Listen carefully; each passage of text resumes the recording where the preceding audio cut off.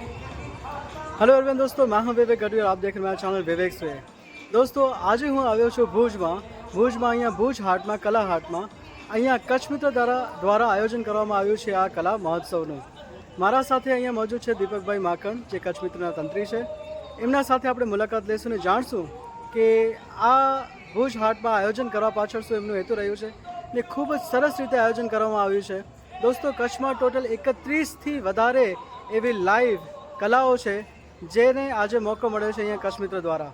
તો આપના આ પોતાના ચેનલ વિવેક્સ વે ઉપર જરૂર આ ઇન્ટરવ્યૂ જોજો ને વિવેક્સ વેને લાઈક શેર અને સબસ્ક્રાઈબ કરજો। થેન્ક યુ સો મચ દીપકભાઈ।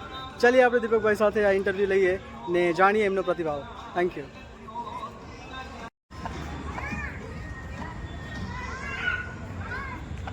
કચ્છના હસ્તકળા કારીગરો માટે કચ્છ મિત્રએ કલા ઉત્સવ 2 દિવસનું આયોજન કર્યું અને ખૂબ સારો પ્રતિસાદ મળ્યો।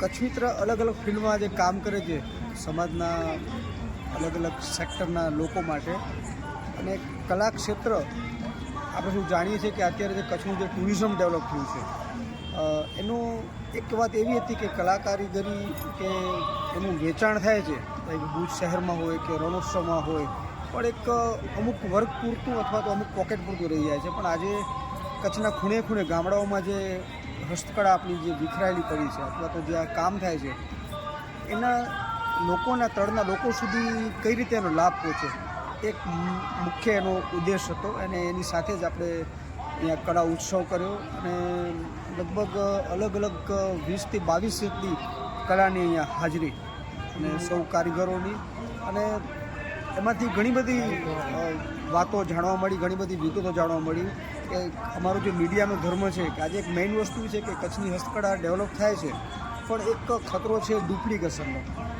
જે આપણા કારીગરો જે ખૂબ મહેનતથી જે કામ કરે, જેમાં દિવસો લાગે, મહિનાઓ લાગે, એ વસ્તુ મશીનથી લુધિયાણા કે દિલ્હી કે એ સાઈડથી મશીનથી બની અને ફટાફટ આવી જાય, અને જ્યારે ગ્રાહક બહારથી ફરવા આવે છે એને ખબર નથી કે શું ઓરિજિનલ છે શું ડુપ્લિકેટ છે। એટલે આ પણ એક મુદ્દો આવ્યો, અને એક કચ્છ મિત્રનો જે ધર્મ છે કે કઈ લેવલે કઈ વાત પહોંચાડવી, એના માટે શું કરવું, એટલે અમે એના માટે પણ આના પછીના એક પ્રક્રિયામાં અમે આની જે રજૂઆત કે એની જે પણ જાગૃતિ માટે જે કામ કરવાનું છે એ પણ અમે કરશું। અને કલા ઉત્સવને ભુજની જનતાએ, કચ્છમાંથી ઘણા બધા લોકો આવ્યા, ખૂબ સારો પ્રતિસાદ મળ્યો, અને કારીગરો એના ચહેરા ઉપર આજે સ્મિત છે, એનો અમને આનંદ છે। Thank you so much Deepakbhai, thank you so much.